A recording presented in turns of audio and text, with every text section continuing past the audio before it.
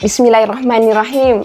Hai, Assalamualaikum. Welcome back to Cengkeh Channel. Terima kasih akak ucapkan kepada korang semua kerana sentiasa memberi support untuk channel ni. Jutaan terima kasih akak ucapkan kepada yang dah subscribe untuk Cengkeh Channel.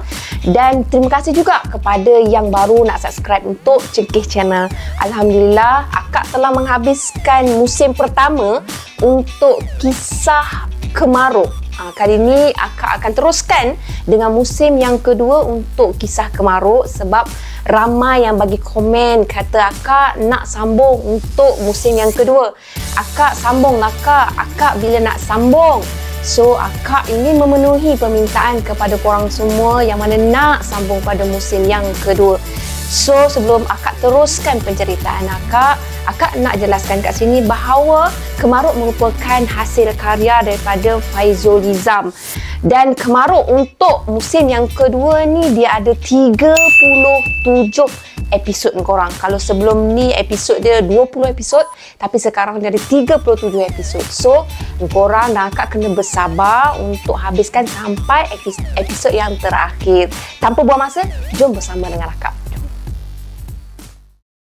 Bismillahirrahmanirrahim. Qul a'udzu birabbil falaq min syarri ma khalaq wa min syarri ghasiqin idza waqab wa min syarri naffathati fil 'uqad wa min syarri hasidin idza hasad.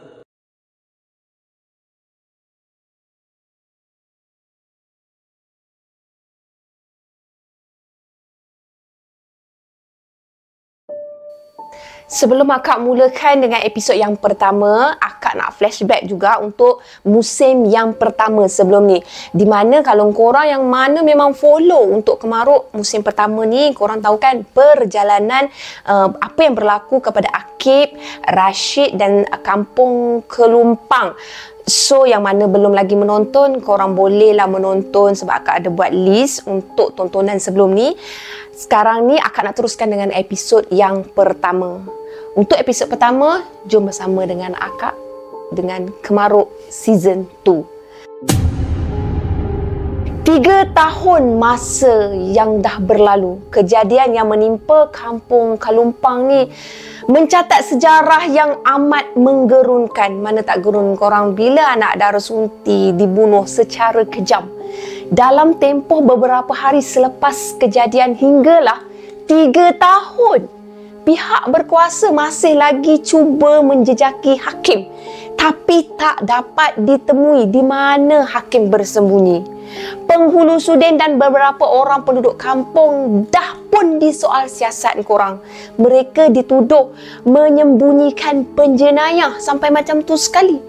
Tangkapan telah pun dia buat seminggu selepas kejadian berlaku. Ni sebabnya, puncanya sebab mulut Mak Limah yang dia terlepas cakap semasa dia berbual bersama beberapa wanita kampung dekat situ.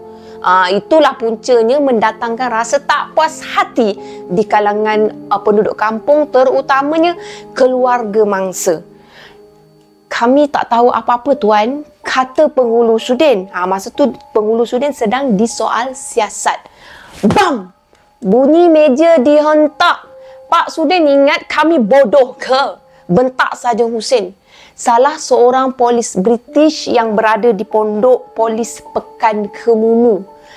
Sarjan Hussein memberi isyarat kepada konstebel dia supaya membawa penghulu Sudin kembali ke lokap. Dia bingkas bangun dari meja soal siasat tu. Lepas tu dia terus beredar keluar menuju ke bilik ketua dia, Tuan Ramli. Setelah memberi penjelasan kepada Tuan Ramli dia bagi arahan supaya teruskan mengurung penghulu Sudin. Mereka yang lain dibebaskan tanpa syarat kecuali penghulu Sudin je tetap juga ditahan. Sebarkan kepada seluruh penduduk negeri ini tentang penjenayah bernama Hakim ni. Kita akan terus buru dia hingga dapat, arah Tuan Ramli. Baik tuan, sambut Sarjan Hussein sambil memberi tabik hormat kepada pegawai dia. penduduk kampung dia terus menerus menyalahkan penghulu Sudin. Mereka tak tahu menahu tentang perkara yang sebenarnya. Penghulu Sudin memang mulut dia memang dia tak ceritakan apa yang sebenarnya berlaku. Namun setelah 3 tahun, polis masih gagal menjejaki hakim. Mereka jadi buntu tahu, tak tahu nak buat apa, dah cari tak jumpa. Tapi atas arahan pihak atasan, penghulu Sudin dia tetap perlu dikurung dan disoal siasat. Walau apa cara sekalipun, tak kira lah. Walaupun terpaksa menggunakan cara kekerasan, mereka cuba dan mereka tetap usaha tapi tetap juga gagal. Sementara tu akak masuk ke babak baru pula. Di sebatang jeram di hutan tempahan, kelihatan 2 gadis comel tau. 2 gadis comel tu dia memakai seperti persalinan lelaki, sedang terbongkok-bongkok meninjaukan sesuatu, macam mencarikan sesuatu. Acu, tu ha! Cepatlah tikam! Kata Ica. Shh! Diamlah! Nantilah kejap! Kata Acu, lalu dia menikam dekat celahan batu tu. Wih, dia orang cari apa tu orang? Alah, dah terlepas. Ica lah ni. Itu pula. Dia tu yang tangan tak bedong. Kata Ica. Ica cakap apa? Lalu Acu dia mengejarkan kembar dia. Dia siramkan air jeram menggunakan tangan dia. Dia lepak apa orang kata, ditadahnya disiram-siram. Memang happy orang. Memang best pasangan kembar ni. Mari, kita balik ke pondok. Kata Ica. Mereka pun teruslah bergerak menyusuri denai untuk balik ke pondok semula sambil berpegangan tangan. Acu, mari singgah rumah Pak Hitam nak minta susu sikit. Acu mengangguk, dia setuju. Mereka pun memasuki jalan pintas. Tak jauh pun daripada situ. Dia ada sebuah pondok, sebuah rumah pondok lah yang terdapat di sebuah kandang lembu. Ada seorang lelaki mamak pertengahan usia. Masa tu lelaki tu memang stay kat situ, dia jaga lembu kat situ kan. Assalamualaikum orang tua. Tengah buat apa tu? Pekik Acu. Lepas tu mereka berdua ketawa kecil tau.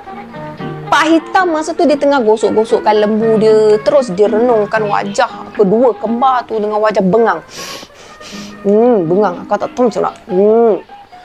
Janganlah kamu panggil aku begitu. Teruk benar bunyinya. Katanya lalu dia geleng-gelengkan kepalanya. Janganlah marah Pak Hitam. Kami gurau saja. Kata Ica. Lepas tu dia picitkan bau Pak Hitam. Mereka ni memang sebenarnya dah rapat. Sejak daripada Acu dengan Ica ni ikutkan Hakim dan juga Akib ni, memang situlah tempat diorang bermanja macam tu. Aku faham sangat perangai kamu berdua. Kamu nak susu ke? Tanya Pak Hitam. Mereka berdua mengangguk. Ya Pak Hitam macam tu. Nah, kamu perahlah sendiri. Pinggang aku sakit hari ni. Kata Pak Hitam sambil dia hulurkan sebuah timba. Ica dia capai timba tu. Lepas tu teruslah dia pergi dekat lembu. Dia jalankanlah kerja dia. Nak memerah lembu kan? Memerah lembu. Nak memerah susu lembu. Acu dia terdengar lah. Kebetulan masa tu dia dengar ada seekor lembu ni. Dia macam sedang marah tau. Macam nak marah saja. Kenapa lembu tu Pak Hitam? Tanya Acu. Lembu tu asyik nak mengamuk je. Aku fikirkan mungkin dia nak kahwin kot. Aku letakkanlah seekor betina. Habis dicederakan betina tu. Dah satu hal aku nak kena rawat pula si betina tu. Sebab itulah aku kurungkan dulu dia. Acu mengangguk dia faham. Ica dia masih lagi tengah gigil memerah susu lembu dengan jayanya. Kalau dikurung lagi dia kuat mengamuklah Pak Hitam. Kata Acu lalu dia berjalan menuju ke arah kandang lembu tersebut. Dia merampatilah lembu tersebut. Mula-mula lembu tu agak takut lah. Tapi kan lepas tu sedikit demi sedikit lembu tu datanglah mendekati pada Acu. Lepas tu lembu tu dia hulurkan kepala kepada Acu. Acu dia gosok-gosokkan perlahan kepala lembu tu. Sebelah tangan dia capai kepala lembu tu. Lepas tu dia tekankan ibu jari kiri dia dekat bawah telinga lembu tu. Dia tekan macam tu. Lembu tu terus diam je. Lepas tu lembu tu jadi tenang, dah tak marah-marah dah. Acu dengan pantas dia buka kandang. Lepas tu dia lepaskanlah lembu tu, dia bagi bebas kan. Lepas tu lembu tu terus je berlari pergi dapatkan kawanan dia dalam keadaan yang memang tenang, cool je, tak ada dah nak marah-marah macam tu. Dia dah bertenang dah Pak Hitam. Tak usahlah Pak Hitam risau. Kata Acu. Pak Hitam terkebil-kebil bila dia tengok perkara tersebut. Dia tak boleh nak jinakkan lembu tu. Tapi Acu boleh jinakkan lembu tu. Pelik lah. Jadi dia pun menganggukkan je kepala dia. Dia rasa macam, macam mana dia tuan lembu tapi tak boleh nak buat lembu tu jadi macam menunduk dengan cakap kan. Tapi Acu boleh. Sak! Kata Ica dengan suku timba dah dipenuhkan dengan susu lembu. Settle. Pak Hitam dia capai timba tu, lepas tu dia tuangkan susu yang diperah tadi oleh Ica masuk ke dalam sebuah tin terpakai yang sederhana besar. Lepas tu dia tutup, lalu dia pun hulurkanlah tin tu kepada Ica. Terima kasih Pak Hitam. Nanti kamu datang, bawa sekali tin tu termasuk tin yang kamu dah tak pulangkan sebelum ni. Nanti senanglah nak isi susu lagi. Lagi satu.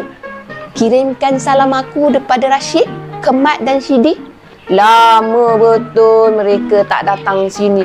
Rindu pula aku pada mereka. Baiklah Pak Hitam.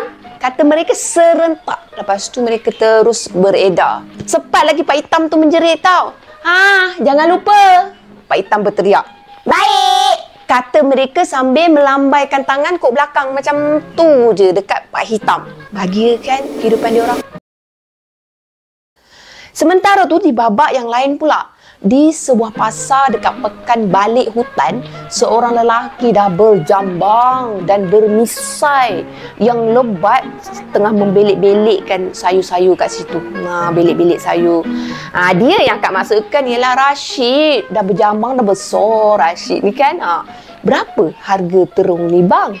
Tanya Rashid. 2 sen. Rashid dia pilihkan 5 biji terung tu, lepas tu diserahkan kepada peniaga kat situ. Selepas tu dia ambil barang dan dibagi bayaran bertukar tangan lah kan, jual beli. Rashid terus beredar dari situ. Di tangan dia tu banyak bekalan yang dia beli, dia memang nak buat stok kat rumah untuk diorang makan sama-sama. Dia berjalan dengan laju tau, meninggalkan pasar tu. Sebab Rashid tak boleh stay lama-lama dekat pasar tu. Sebab Rashid, Acu, Icau semua ni mereka berada di kawasan untuk menyorok lah orang kata kan. Tak jauh dari situ ada seorang lelaki dah standby dah menunggu dengan sebuah basikal. Orang tu adalah Kemat. Korang ingat tak? Kemat. Rashid dia terus membonceng di belakang, lalu mereka pun berlalu dengan pantas, dengan segera. Memang diorang tak adalah istilah nak ngongek-ngongek ke situ, memang tak boleh. Sedang mereka melalui sebuah jalan tanah merah, Kemat dia tiba-tiba memberhentikan kayuhan. Kenapa kau berhenti? Tanya Rashid. Kemat dia menghalakan muncung dia ke arah depan.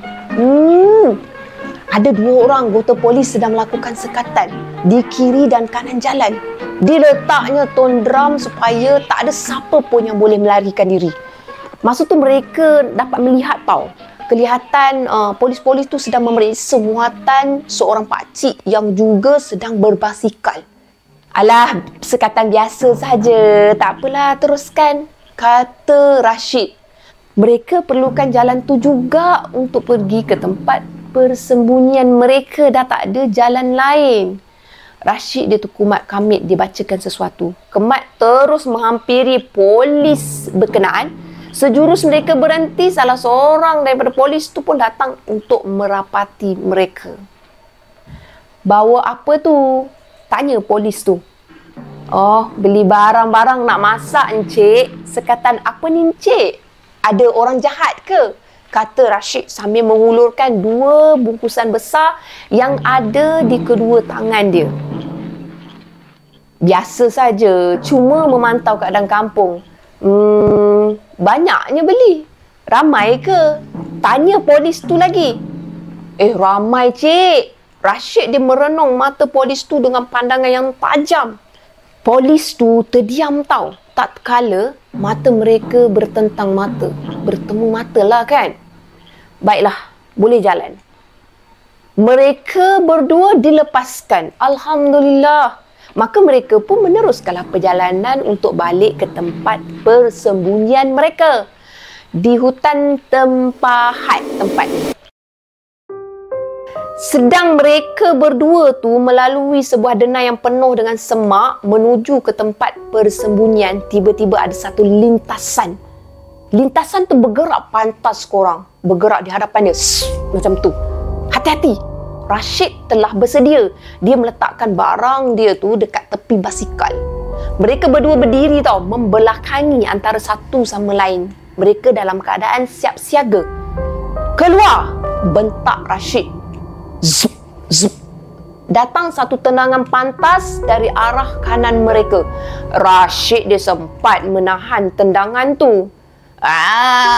Rashid tercampak sedikit ke belakang. Tapi orang yang menendangnya tu dah lesap, dah tak ada.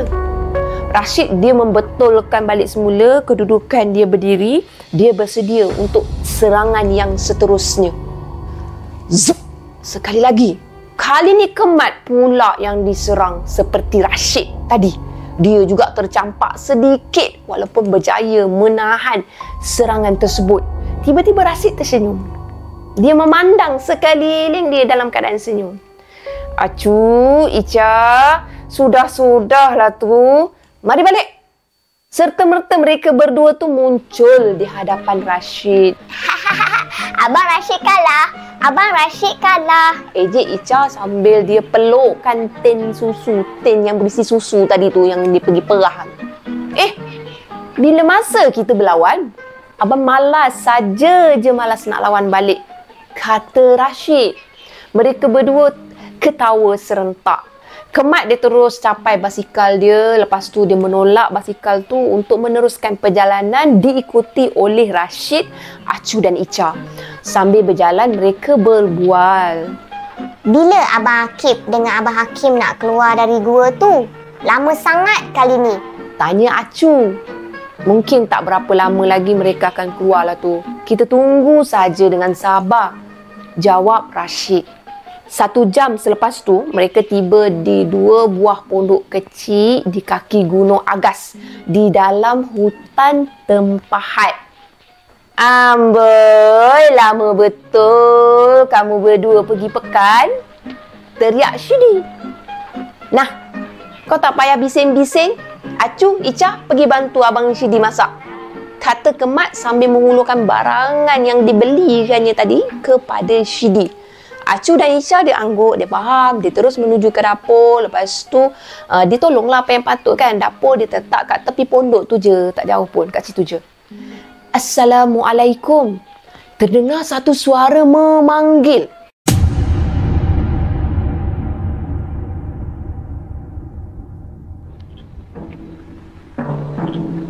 Sementara di dalam gua, masuk babak lain korang. Di dalam kegelapan gua di Gunung Agas, kelihatan Akib dan Hakim sedang duduk bersila di atas sebuah batu yang besar sambil berhadapan dengan lutut mereka bertemu lutut. Mereka tak berbaju dan mata mereka sentiasa terpejam. Orang kata apa? Bertapa. Pejam je mata dia. Muka mereka dipenuhi dengan jambang yang tak terurus. Di atas kepala mereka menitis air gua yang memang terus-menerus menjengah atas ubun-ubun dia. Sesekali mereka mendongak, lalu mereka pun buka mulut dan dia meneguk air titisan tu sebagai air untuk dia minum harian. Macam tu lah rutin dia. Tiba-tiba muka Akib berubah. Hakim sama juga. Dia ada merasakan sesuatu yang tak kena. Mereka sama-sama buka mata tau. Mereka ada rasa macam tak sedap hati. Kau pun dapat rasa bang? Tanya Akib. Hakim dia mengangguk. Aku rasa kita kena balik ke pondok. Ancaman semakin hampir. Kata Hakim. Akib dia mengangguk. Dia setuju sebab dia pun rasa benda yang sama. Mereka berdua bingkas bangun dan membersihkan seluar mereka. Berterbanganlah masa tu debu yang sangat banyak. Jelas mereka dah duduk stay kat situ dalam jangka waktu yang lama tau korang. Tubuh mereka menampakkan kematangan, menampakkan mereka semakin tegap. Cuma Akib macam biasalah, dia lebih kecil dari abang dia. Abang dia lebih tegap dari dia. Mereka berdiri tegak lalu mereka merenung antara satu sama lain. Akib dia menganggukkan kepala dia. Tak semena-mena mereka gaib dari pandangan, tak ada dekat situ. Akak sambung, tadi kan ada samuan bagi salam kan? Akak sambung untuk babak seterusnya. Waalaikumsalam, jawab Rashid. Rashid dia berhemah, dia jawab dengan nada yang baik. Kelihatan seorang lelaki separuh umur bersama seorang anak perempuan kecil je berada di hadapan pondok. Boleh kami bantu bang? Tanya Rashid masih berlembut. Lelaki tu tersenyum. Lepas tu dia palingkan badan dia ke arah hutan. Dia mengangkat tangan dia menunjukkan ke arah hutan. Kemat terus merapatkan muka dia ke telinga Rashid. Lepas tu Kemat dia berbisik kepada Rashid. Kau tak pelik ke? Macam mana dia tahu ada orang dekat sini? Kita kan tengah bersembunyi. Kau tak rasa macam pelik ke? Rashid dia hanya anggukkan kepala dia. Dia faham. Mata Rashid tetap tertancap, terfokus ke arah lelaki tu yang masih lagi menghalakan tangan dia tu menunjukkan ke arah hutan. Dia masih lagi belum turunkan tangan dia. Bila dia nak balik? Tanya lelaki tu. Rashid tanpa berfikir panjang terus dia melompat dan dia berdiri di hadapan lelaki tu. Budak yang ada di sebelah lelaki tu berdiri macam tak ada perasaan tau korang. Macam berdiri tercegat. Tegak aja macam tu. Dia cuma kaku, dia merenung je ke arah Kemat. Abang siapa? Abang katakan siapa yang nak balik tadi? Lelaki tu menurunkan tangan dia lalu dia tersenyum. Hati gundah gulana menikam kalbu, menusuk ke jiwa, bersatu menjelma ratu naga gempita. Kata lelaki tu dengan ayat yang mereka tak faham langsung. Memang akak pun tak faham apa yang cuba dituturkan oleh lelaki tersebut. Lelaki tu mengangkat kembali tangan dia lalu dia menekap ke dada Rashid. Tiba-tiba satu denyutan yang kuat menghentam dada Rashid. Duk. Rashid terpelanting tapi dia sempat membuat balik kuang. Lepas tu dia menghinggap di batang pokok yang berhampiran. Dia melonjakkan semula kaki dia lalu dia meluncur untuk membuat serangan balas. Bang! Dengan mudah serangan Rashid dipatahkan dengan satu libasan oleh lelaki tu. Bukan kaling-kaling tau korang lelaki tu. Rashid terjatuh, terjelepuk di tiang pondok. Kemat dia dah pasang dah ke kuda dia. Dia dah siap siaga dah dalam keadaan bersedia. Siapa kau? Macam mana kau boleh jumpa kami? Lelaki tu terus tersenyum. Budak perempuan yang ada dekat sebelah dia berjalan lalu menuju ke arah Kemat. Budak tu terus mengenakan satu tendangan ke arah kaki Kemat. Tak padan dengan budak perempuan. Yang ni pun satu, bukan kaling-kaling juga ni. Kemat terlentang dengan kuatnya. Kudrat budak tu tak menggambarkan rupa dia yang sebenar tau. Aduh! Kemat dia pegangkan pinggang dia. Dia tahan. Sakit tau. Aduh! Boleh tahan. Keadaan yang menjadi hiruk pikuk tu dah menarik perhatian Acu dan Ica dan juga Shidi. Mereka dari dapur apa lagi bergegas keluar. Shidi terus dia dapatkan Rashid dan Kemat yang masih lagi berada dekat tanah terjatuh. Kau berdua tak apa-apa? Tanya Shidi. Mereka berdua bingkas bangun dan membetulkan ke kuda masing-masing. Acu dengan Ica terus gaib lalu muncul di hadapan lelaki dan anak perempuan kecil tu dalam keadaan separuh merangkak. Mereka dah bersedia sebenarnya menghadapi sebarang kemungkinan. Acu dengan Ica ni untuk pengetahuan korang, dia memang dah agak berani. Kau siapa? Tanya Ica. Lelaki tu menyeringai. Ratu naga gempita menjengah cahaya, meratap hibah di singgah sana. Acu terus jadi bengis. Dia tanya kau siapa, bukan nak suruh kau berpantun berpuisi bagai. Jadi Acu jadi nak marah. Kau cakap apa, ha? Dengan sepantas kilat dia terus menerkam lelaki tu. Dia dengan pantas meliuk lintukkan badan dia. Lepas tu dia memeluk leher lelaki tu dari belakang untuk mengunci pergerakan lelaki tersebut.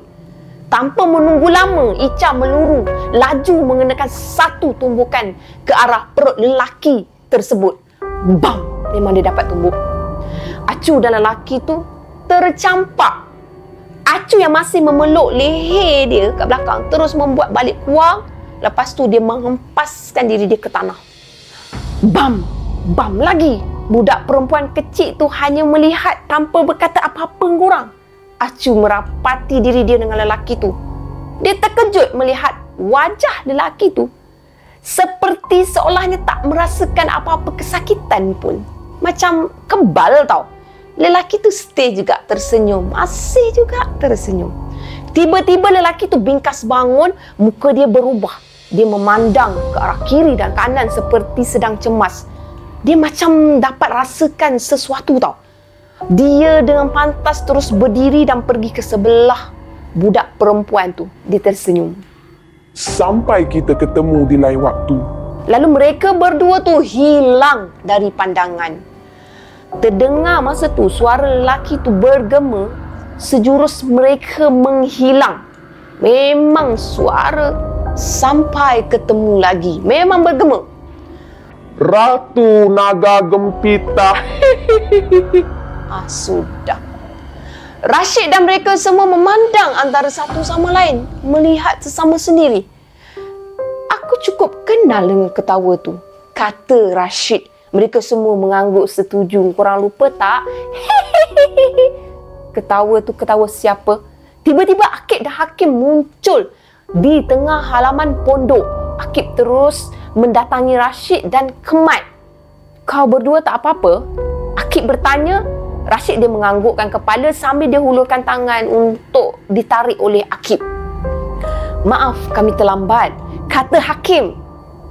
Pada malam tu, di hadapan pondok, mereka bertujuh ni mengelilingi unggun api kecil. Akib dan Hakim dia dah memperkemaskan keadaan mereka. Masa tu memang dia dah cukur apa yang patut.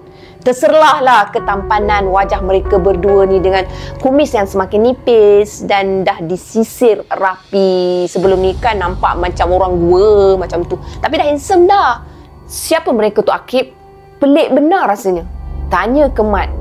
Akib digelengkan kepala. Sedikit dia geleng sikit tak banyak.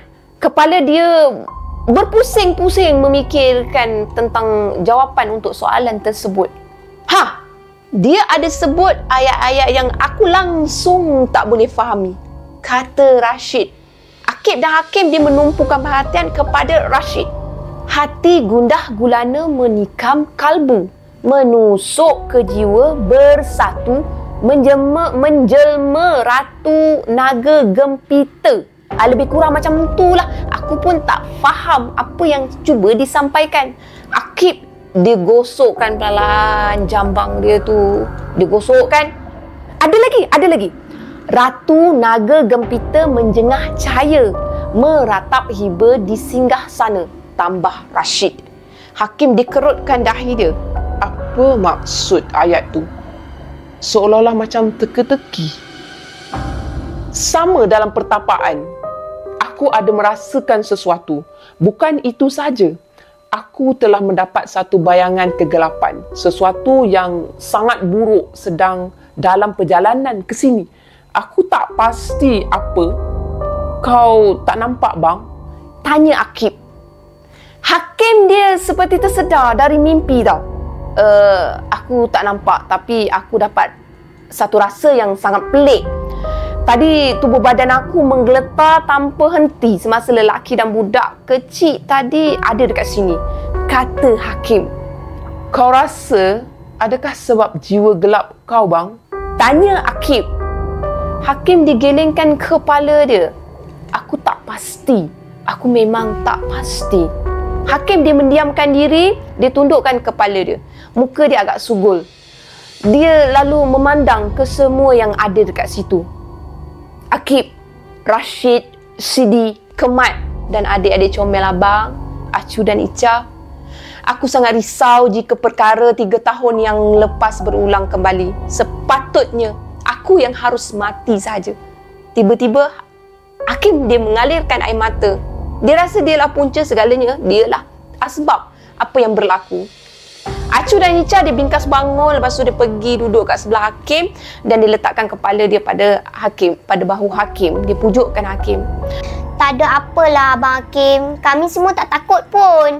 Kita lawan mereka, ya?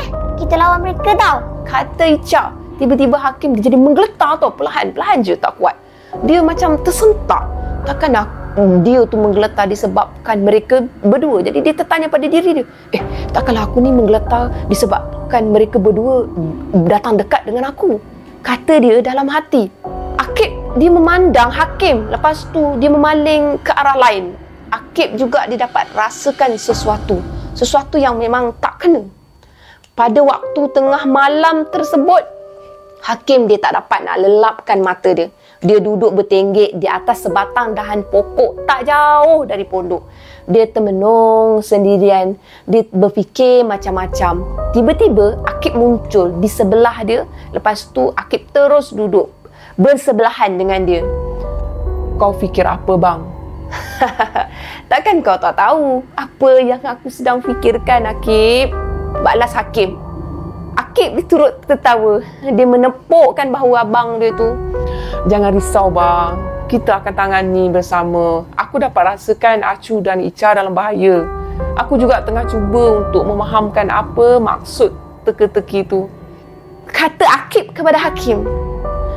Aku rasalah Ratu Naga Gembita tu ditujukan sama ada pada Acu atau Ica. Itu hanya firasat aku. Kata hakim. Akib dia mengangguk. Tandanya dia setuju. Aku pun rasa begitulah bang. Kau tak rasa perlukah kau berjumpa dengan Tok? Mungkin dia boleh memberi nasihat. Itu cadangan dari hakim untuk hakim. Pergilah rujuk kepada Tok dia sebab hanya Akib je yang boleh bertemu dengan Tok dia melalui alam ghaib. Macam itulah ibaratnya. Akib digelengkan kepala dia. Setiap kali aku melakukan perkara tu, aku telah melanggar hukum alam abang.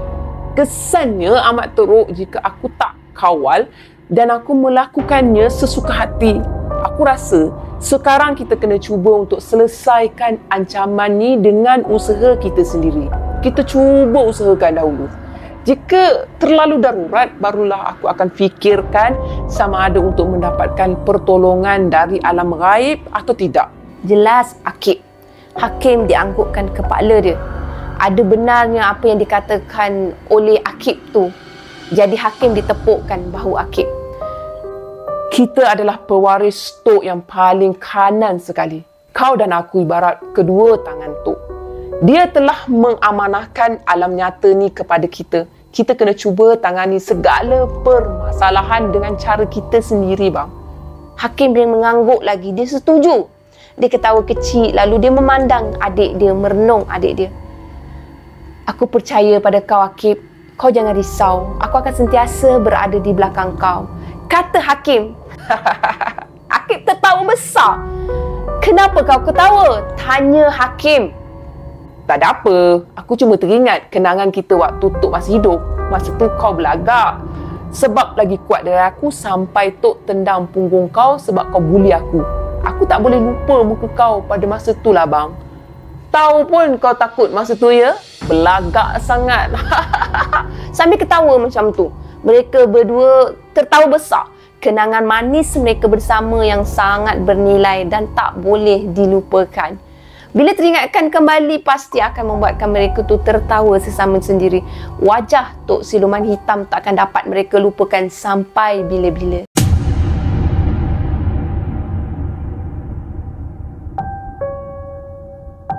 Sementara di babak yang lain, seorang lelaki tua bongkok berada di dalam sebuah bilik yang gelap. Di belakang lelaki bongkok tu terdapat satu bonggol seperti unta, betul-betul dekat bawah tengkuk dia, kat atas belakang dia. Di hadapan dia berdiri seorang lelaki yang tak jelas kelihatan orang tu macam mana. Apa perkabaran yang kamu bawa, Bonggol? Tanya lelaki tu. Suara dia sangat garau. Sudah tiba masanya, Tuan. Buah dah masak ranum sangat tu, Tuan. Lelaki tu mengangguk. Aku tahu. Tapi orang kau dah gagal, betul kan? Kata lelaki tu. Bonggol dia kelihatan menggelabah. Maafkan aku tuan, tapi memang aku hanya menghantar mereka untuk menjengah sahaja. Mereka bukanlah lawan yang sesuai. Lelaki tu menyeringai. Kau dah tahu mereka bukan lawannya, kenapa kau hantar? Bentak lelaki itu kepada Bonggol. Bonggol dah jadi pucat lesi dah. Dia dah takut dah dengan lelaki tu. Tuan, janganlah marah pada aku tuan. Nanti aku sendiri yang akan uruskan perkara ni. Tuan beristirahat di sini. Bonggol memujuk tuan dia tu. Kau jangan lupa, mata aku ni ada di mana-mana. Pergi, tunggu arahan dari aku. Baik tuan. Kata Bonggol, lalu dia menghilangkan diri dari pandangan. Akak masuk balik semula pada babak di rumah di tempat persembunyian Akib, Hakim dan yang lain-lain. Pada waktu malam yang pekat ditemani dengan cahaya pelita di atas batu-batu yang sederhana besar di hadapan pondok persembunyian mereka, Akib dan Rashid dia sedang duduk membincangkan sesuatu. Mereka yang lain semuanya dah memang lena dibuai mimpi. Akib, aku rasa kita kena pergi dari sini. Aku tak sedap hatilah, kata Rashid. Akib dia hanya tersenyum sinis. Tenang Rashid, aku dapat rasa hati kau gundah gulana. Tenang. Habis tu, kita perlu tunggu lagi. Kau sendiri tengok kedudukan kita telah dikesan. Bidas Rashid. Akib dia hanya diamkan diri. Dia mengusapkan kumis dia, memikirkan sesuatu. Sebenarnya aku dah tahu dengan siapa aku berhadapan. Sampai bila kita nak bersembunyi? Aku kena selesaikan perkara ni, kata Akib. Mereka berdua terdiam seketika. Bunyi cengkerik, krik, krik, krik dan serangga hutan memenuhi suasana malam. Macam mana dengan latihan kau? Dah sampai tahap mana badan keras kau? Tanya Akib. Dah masuk kelima.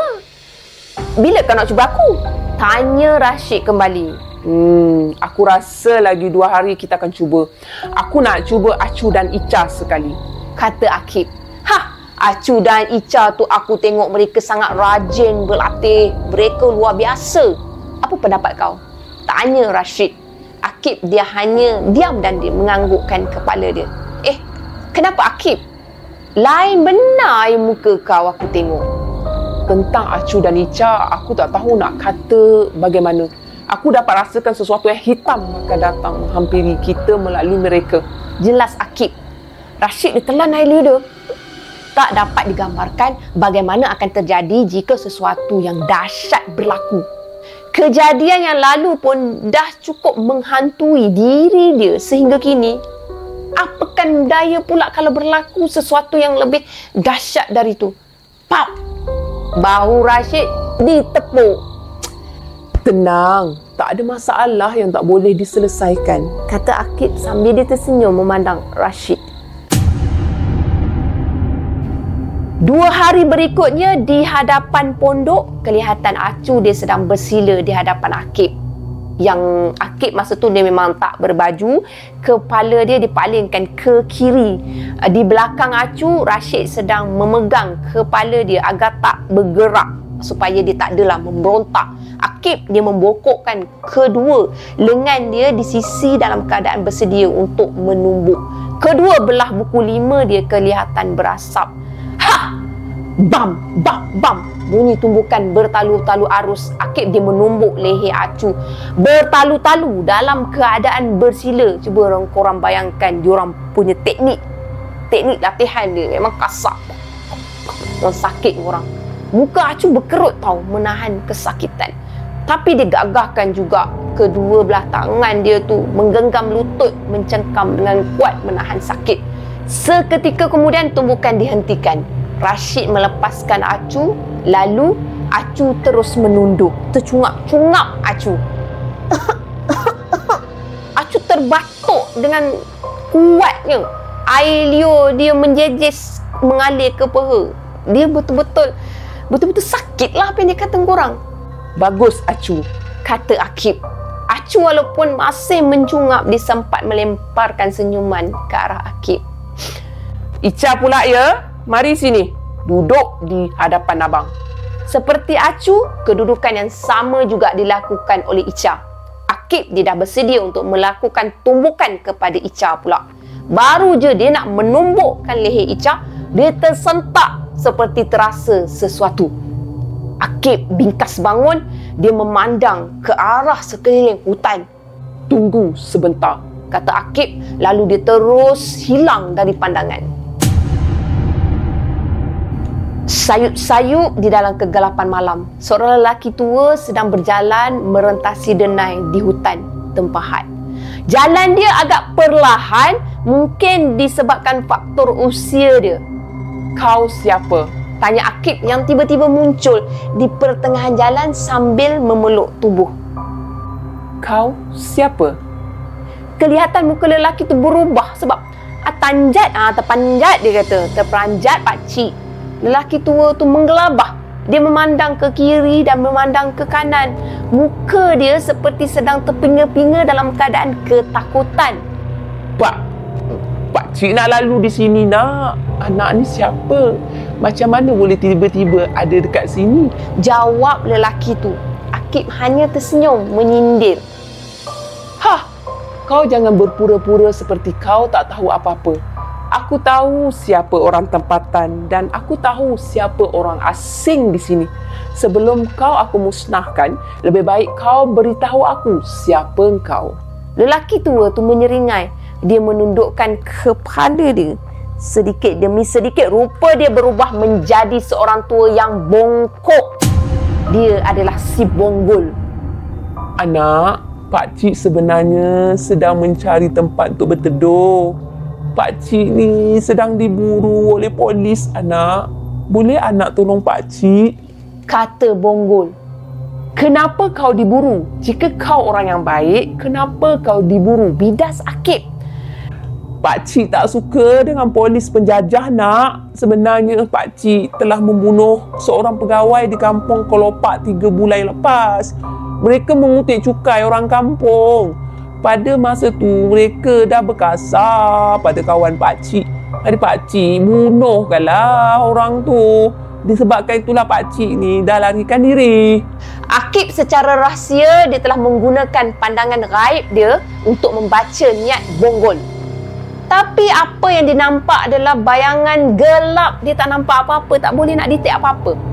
Pakcik ni mampu menahan pandangan gaib aku. Siapa dia? Kata Akib dalam hati. Si Bonggol hanya tersenyum memandang Akib. Akib dia beralih ke tepi jalan. Dia memberi laluan kepada si Bonggol. Anak, jika anak tak keberatan, bolehkah jika pakcik menumpang di tempat anak? Pakcik akan bantu apa sahaja. Anak katakan sahaja pada pakcik. Pinta Bonggol. Akib digilingkan kepala dia. Maaf, kami tak boleh bantu. Kau kena meneruskan perjalanan kau. Jika aku nampak lagi kau di sini, aku tak akan teragak-agak untuk melakukan sesuatu. Pergi. Bonggol menganggukkan kepala dia. Muslihat dia tak menjadi. Terdetik di hati dia untuk mencuba sejauh mana kekuatan Akib. Kepala dia ligat memikirkan sesuatu. Idea macam mana aku nak uji si Akib ni. Tiba-tiba Bonggol hilang dari pandangan. Akib dia kekal tenang je dekat situ. Dia memusatkan seluruh tumpuan dia dekat situ. Nampaknya kau nak uji aku, kata Akib sambil tersenyum je. Lalu muncul bayangan Bonggol dengan banyaknya mengelilingi Akib. Kesemua bayangan tu tersengih mengejek.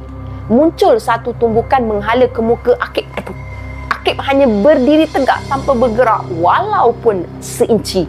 Tumbukan tu terus menembusi muka Akib. Rupanya tumbukan tu hanyalah bayangan korang, tak terasa pun. Akib dia terus menumpukan perhatian dia. Seluruh panca indera dia dalam keadaan bersedia. Lepas tu dia melutut ke tanah dengan sebelah kaki dibengkokkan separas dada. Kedua belah buku 5 dia dipasak ke tanah. Di situ dia terus meluncur ke satu arah. Buah! Satu tumbukan padu mengenai perut Bonggol. Darah menyembur keluar daripada mulut si Bonggol tu. Si Bonggol tercampak lalu melekat di batang pokok. Dalam keadaan yang masih lagi terlekat tu, Bonggol dia menyapu darah dekat bucu bibir dia. Bukan calang-calang kau ni.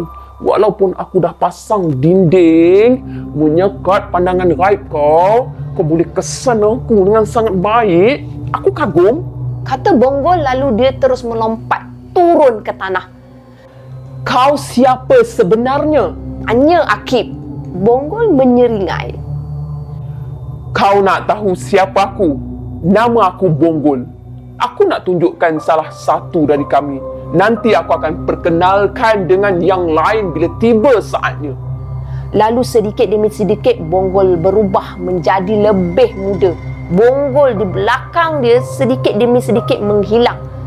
Badan dia tu menjadi tegap dengan tubuh yang lebih sasa. Dah tak ada dah Bonggol unta kat belakang.